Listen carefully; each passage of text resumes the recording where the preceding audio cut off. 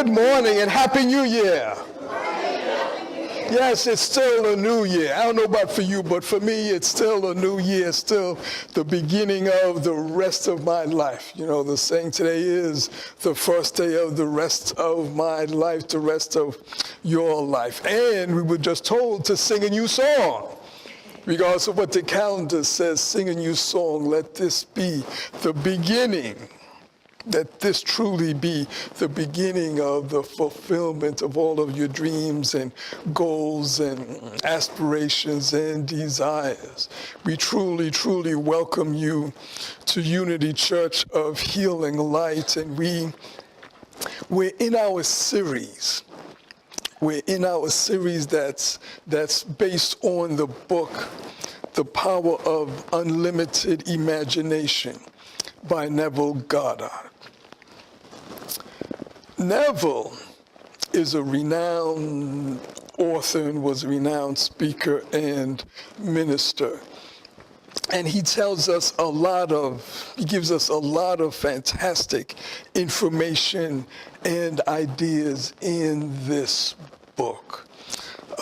We only have a few left in the bookstore, I understand. So if you haven't gotten your copy, you need to get your copy today. Because after today, who knows? So this is the third lesson in this series.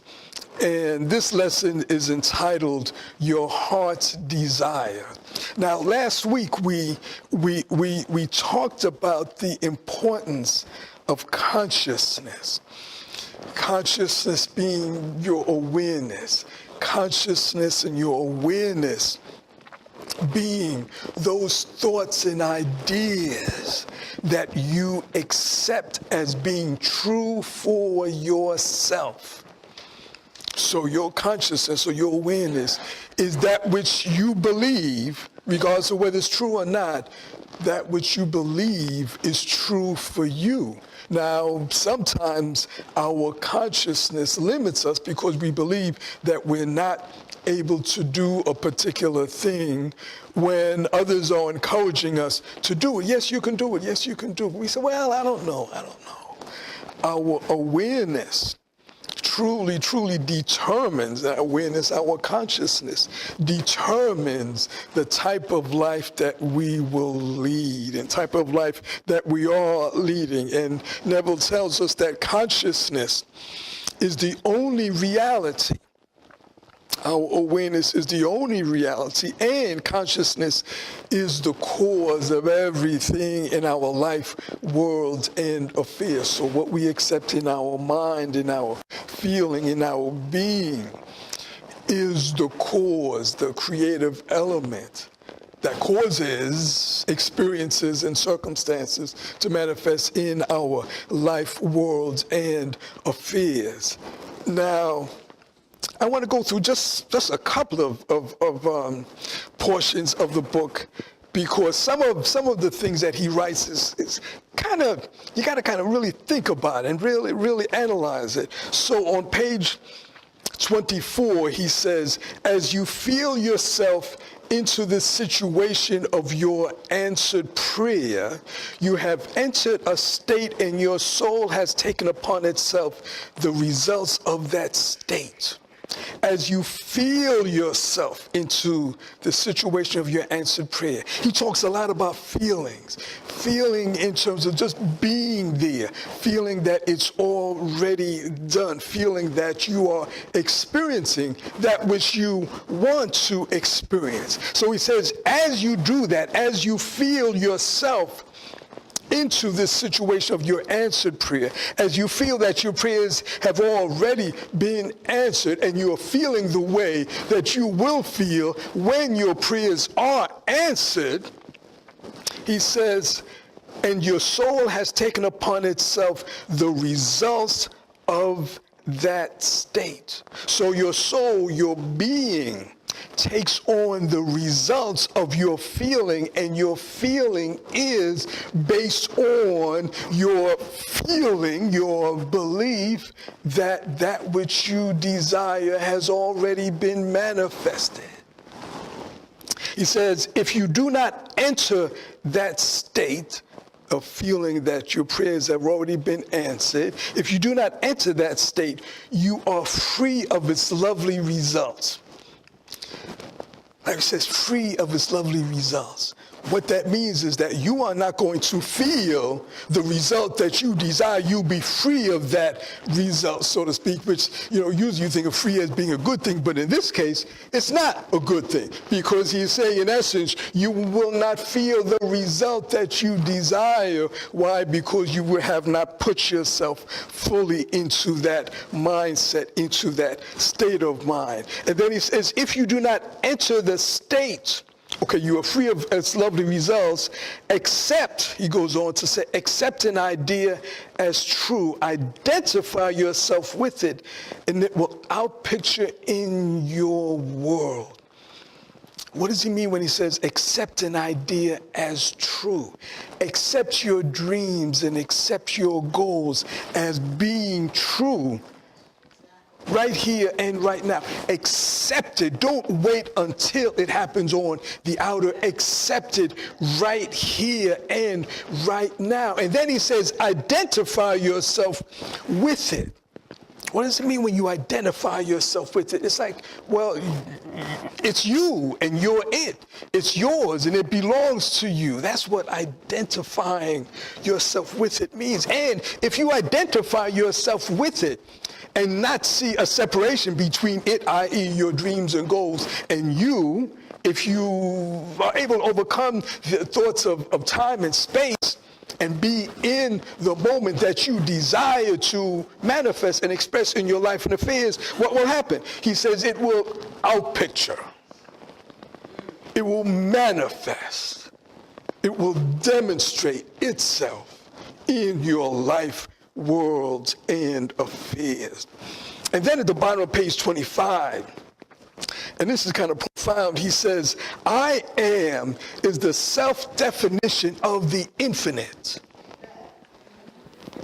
And he goes on and says, kind of paraphrasing from Genesis, he says, go and tell them that I am has sent me unto you. So many of us know that, Moses said, well, God, I can't go to the children of Israel. I can't go to Pharaoh. I'm just a little old me. And God said, no, tell him I am sent you. I am being the name of God. And then he says, awareness, and in parentheses, I amness, is the only power of the universe. Awareness, that which you accept as true for yourself and the world around you and other people too, but primarily starting with yourself, that which you accept, awareness. And then he says, I amness, saying that and implying that the ultimate awareness is that I am is your true nature. That's what he says, I amness. The presence and power of God, the I am, is your true nature. So the ultimate awareness that we should strive to get to is to realize that I am the Christ, if you will, is our true nature. And that through Christ we can overcome all things through Christ who strengthens me. So then he goes on to say, awareness, I amness, is the only power of the universe. So there's not two powers, there's only one. That's good. That's God. God the good, omnipotent. And then he says, its power makes you alive. If you say, I am sick, you are. If you say, I am secure, you are. Feeling yourself into the situation of a given state. So if you affirm, I am, name of God, whatever, then you are and you become that thing outpictures in your life, worlds, and affairs. So that's why we say you only want to say, I am something positive. But then people say, but I'm not that. I'm going through this and I'm going through that and I don't have enough money and this is going wrong and that's going. So how can I say I am or I have? Well, you need to say it, because if you don't say it, then it'll never happen. If you keep on saying what what you're going through and all the negative issues and challenges and problems and so on that you're going through, if you keep reaffirming that, if you keep talking about that, if you keep speaking about that, even in casual conversation with friends and family and so on, if that's what comes out of your mouth, if that's what comes out of your mind, if that's what you are expressing, you will continue to manifest that. Did you get that? That's just the way it works. So he goes on to say, feeling yourself into the situation of a given state, you must take upon yourself the results of that state of mind.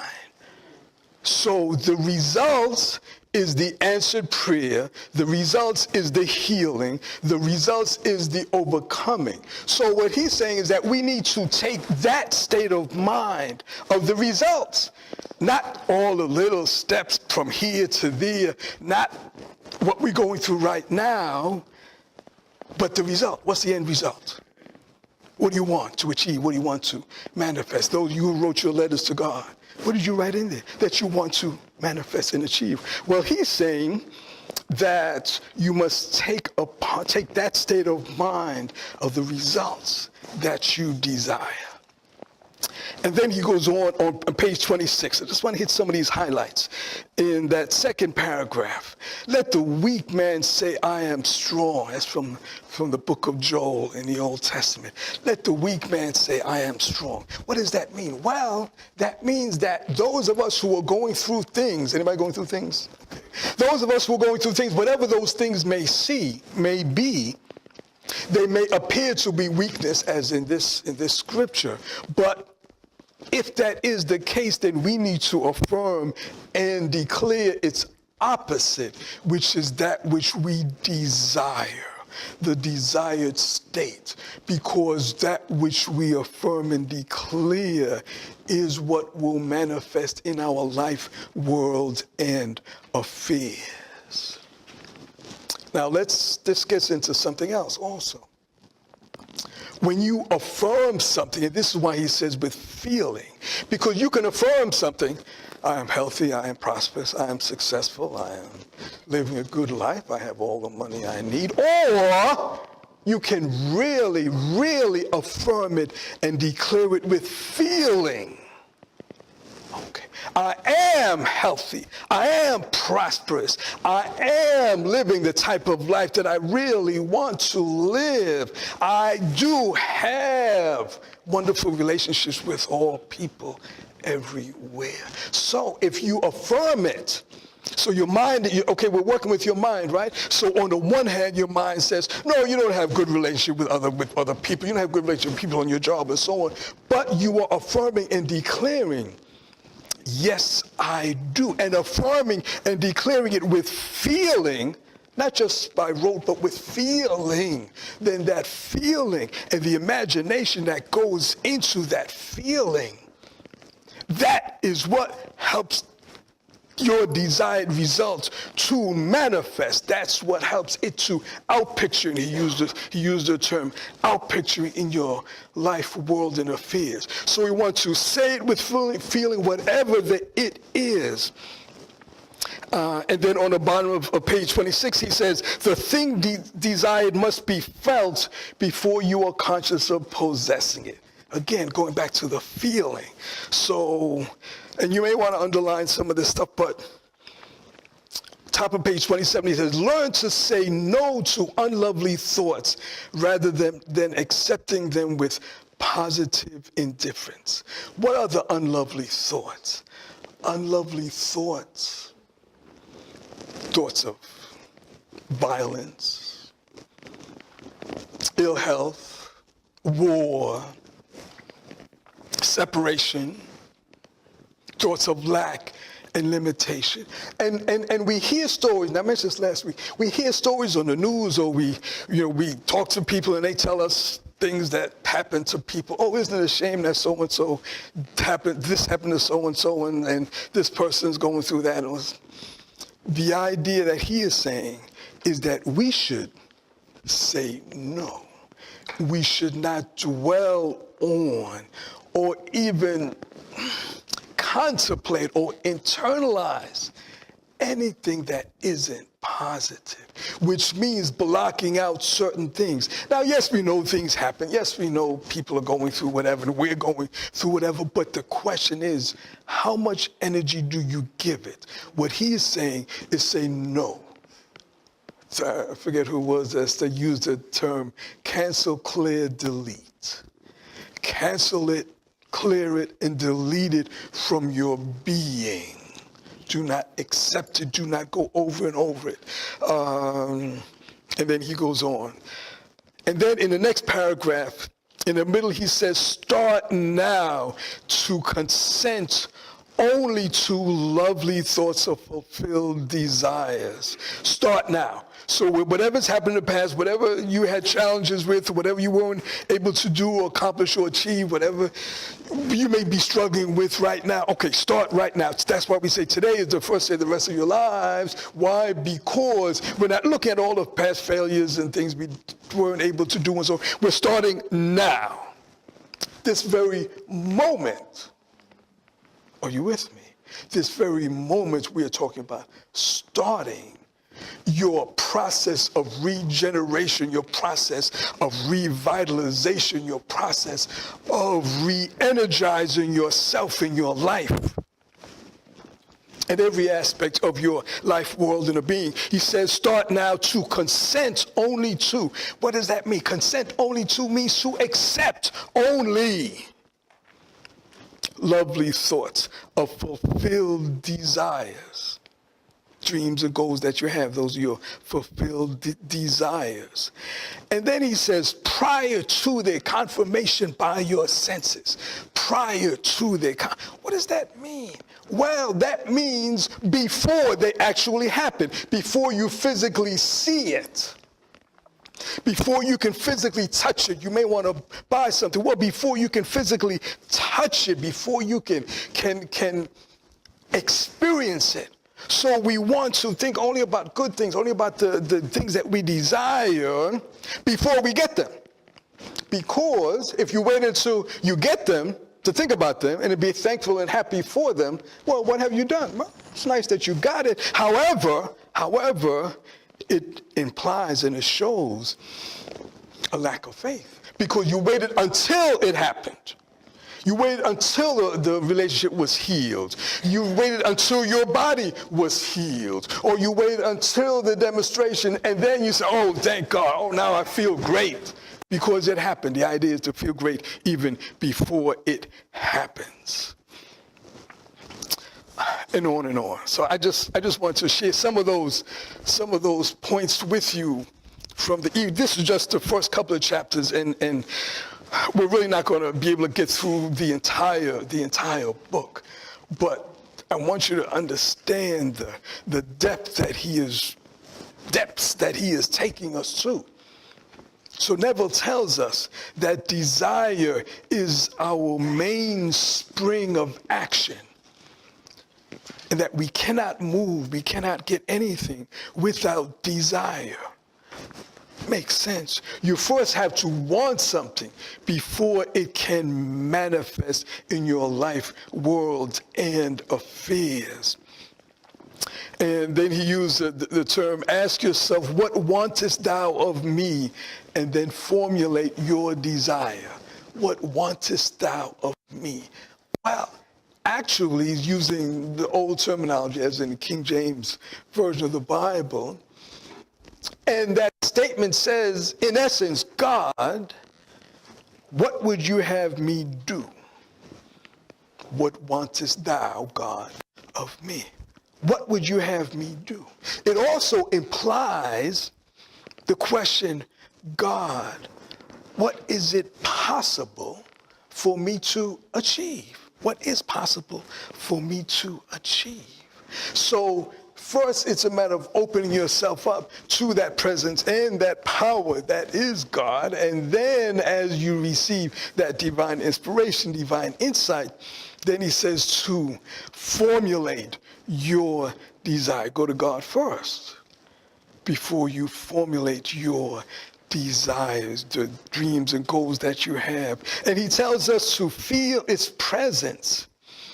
And you have granted yourself the desire's fulfillment. Feel the presence. Feel the end product. Feel the outpicture of that which you desire.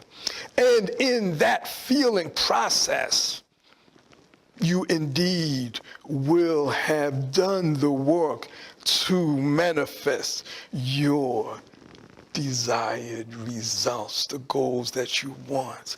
And when he talks about feeling, this gets to the heart of using the imagination, because it takes it from a merely intellectual, abstract, and theoretical level to a level of actuality. When you feel something, it's like you can taste it, you can touch it, you can physically feel it. Think of something that you enjoy doing, like playing golf, you like swimming, you like boating, fishing. You may like drinking Starbucks coffee. You may like driving in a brand new car and smelling the leather. Whatever it is that you like, feel it. Experience it.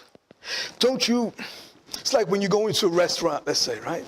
And you've been there before and you kind of know what you want to order. You know what's good on the menu. And I mean, as you're driving there, you can almost taste the food because you know it tastes so good. You know what you savor the taste and you have the flavor in your mouth even before you get there. So when we talk about feeling the presence, we are talking about feeling the way you will feel when you get your desired results. Feeling the way you will feel when you have the thing that you are praying for.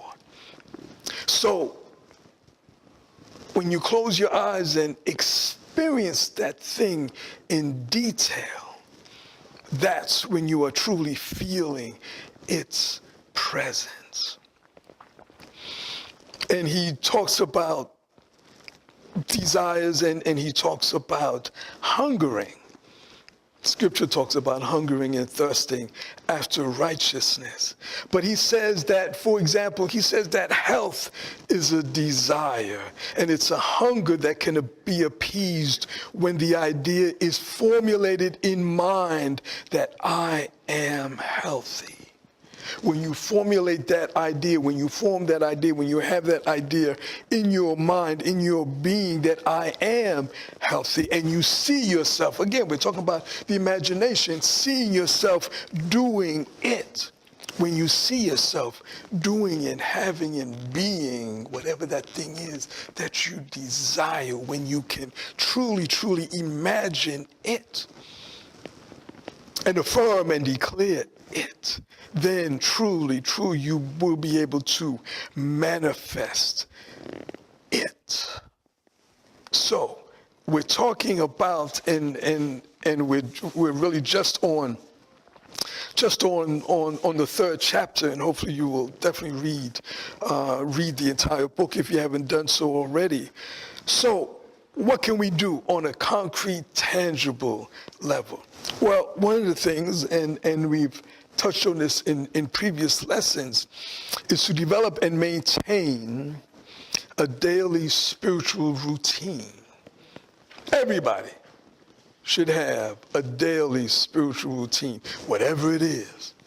Now, we encourage that you read the daily word as one way to start your day, and there's also the You Pray app, which has meditation on it and so on, and music, and we suggest that you take time meditating on that, and we suggest that your daily spiritual routine includes reading something uplifting, whether it be something like this or some other book or magazine that is uplifting and so on, taking the time to be still and to listen to God and to as well speak to God.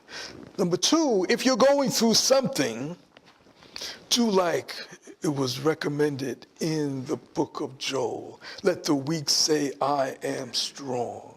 Affirm and declare that you are that which you want to be, whether it be healthy or happy or prosperous or successful or living a life of fulfillment. Affirm it without fear.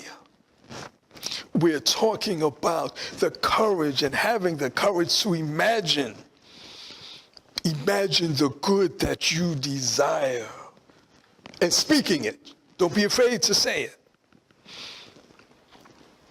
Number 3, feel the truth of that which you are speaking. Don't just let the words come out of your mouth like you're giving somebody a recipe for something, or you're telling somebody how to swing a golf club. Feel it. Put your imagination into it as you speak the truth. And then next step is to associate with like-minded people. Did you get that? Okay. Associate with people who think like you as much as possible. The problem is that there's not a whole lot of people that think like us. That's the problem.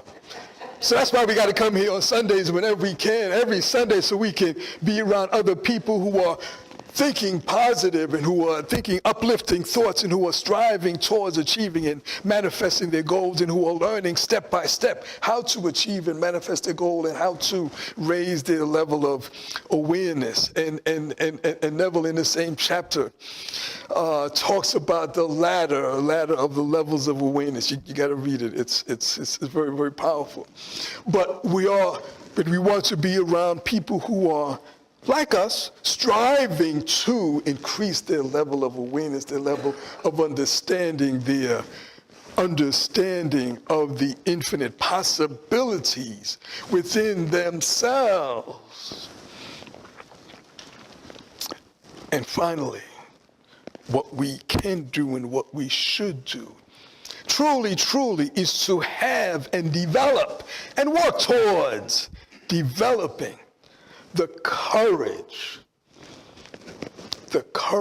to imagine the life that we want to live. Imagine that it's possible. Imagine that it's doable. Imagine that you can have it. Imagine that you can be it. Imagine that you can experience and express it. Imagine that you can have it right here, today, now.